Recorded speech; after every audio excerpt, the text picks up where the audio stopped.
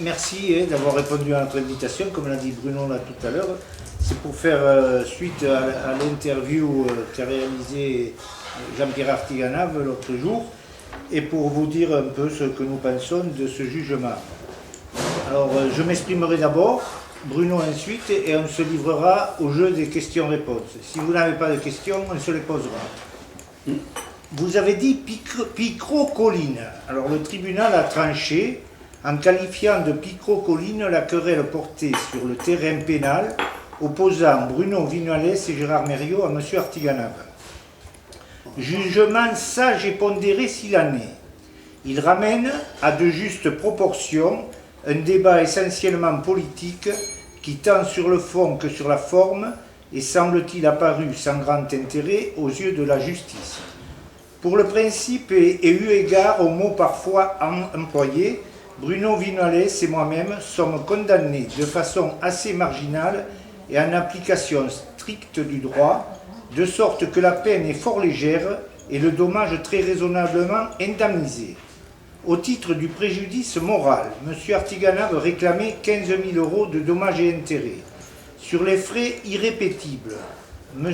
Artiganave réclamait que les prévenus soient condamnés solidairement à la somme de 10 000 € TTC sur le fondement de l'article 475.1 du Code de procédure pénale.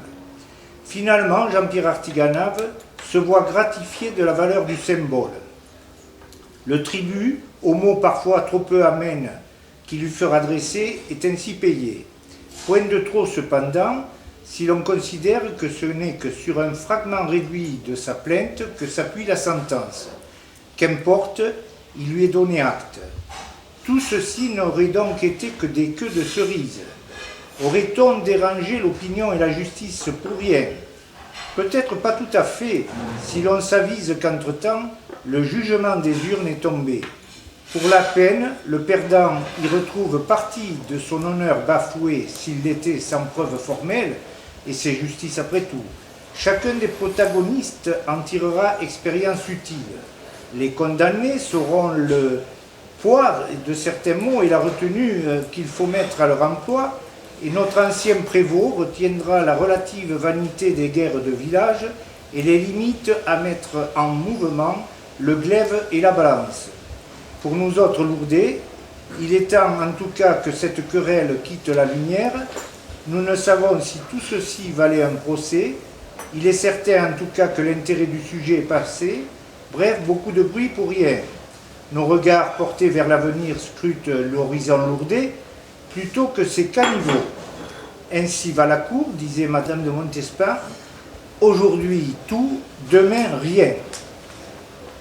À mon tour de rapporter un peu de vérité.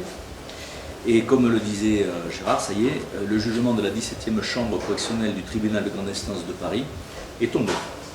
Donc Gérard Mériot et moi-même sommes condamnés à verser respectivement 3 000 et 4 000 €, et ce pour avoir écrit un passage que le tribunal a jugé diffamatoire dans le communiqué signé de ma main et mis en ligne le 14 janvier 2013 sur le site internet www.lourdes-info.com. Mais, il faut le dire, nous ne sommes pas condamnés comme la partie civile le réclamait pour avoir écrit « M. Artiganave a choisi de terminer l'année 2012 sur un acte d'agression ignominieuse et voilà qu'il commence cette nouvelle année 2013 pour un acte de diffamation indigne. » Ni pour avoir écrit, rappelons-nous, lorsqu'il avait accusé à tort M. Subercaz d'avoir agressé 2 employés municipaux du Pic du Gers, même le responsable du site n'en revenait pas puisqu'il ne s'était absolument rien passé. Confronté à un conseil municipal et à défaut de fournir les témoignages de ces 2 victimes imaginaires, c'est son fameux chef de cabinet qui s'est donc porté faux témoin de l'affaire et qui n'a pas hésité à écrire et signer une déclaration fallacieuse. Afin de laver son honneur, M. Artiganave nous a attaqué à la 17e chambre correctionnelle du tribunal de grande instance de Paris, nous élevant ainsi au plus haut rang. Nous avons ainsi participé à la délibération des procès de Dieudonné Valls et Sorel Berger. Il y a quelques jours, c'était même le procès en diffamation de M. Fillon. Nous n'avons pas été surpris, de fait, d'entendre la procureure traiter notre affaire de picrocolline et de bataille de cloche-merle, dans un environnement politique local. Nous avons fait appel. Mais le jeu en vaut-il vraiment la chandelle? Est-ce bien raisonnable de dépenser tant d'argent pour une si petite affaire d'ego? Grâce à la protection fonctionnelle que s'est fait voter M. Artiganave, les Lourdais auront payé son avocat à hauteur de 18 000 euros. Cela aurait été bien plus élevé si le nouveau conseil municipal ne lui avait pas retiré la dite protection. Quand nous voyons toute la hardiesse que M. Artiganave aura investie dans ce procès, nous ne pouvons que regretter qu'il n'ait pas trouvé autant d'énergie pour défendre l'ouverture du passage à niveau 181, l'hôpital de Lourdes, le maintien des trains de malades pourtant vitaux à notre économie. Pas autant d'efforts non plus pour sauvegarder et mettre en avant les trésors du pyrénéisme qui moisissent au château, ou pour entretenir le patrimoine lourdais qui ne cesse de se déliter, pour développer l'accessibilité de la ville pour nos clientèles sensibles, ou pour éviter les fondements économiques du boulevard ou des commerces lourdais. Je pourrais continuer, mais je préfère en rester là. Face à cela, juste avant les dernières élections municipales, M. Artiganave a dépensé environ 500 000 euros pour changer toute la signalétique routière.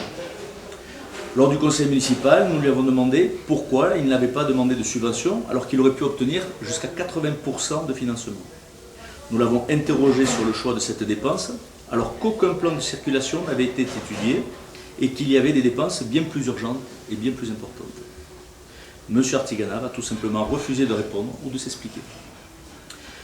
Mais nous devons nous rassurer, le temps s'est levé tous les voiles et le futur avoue toujours la vérité.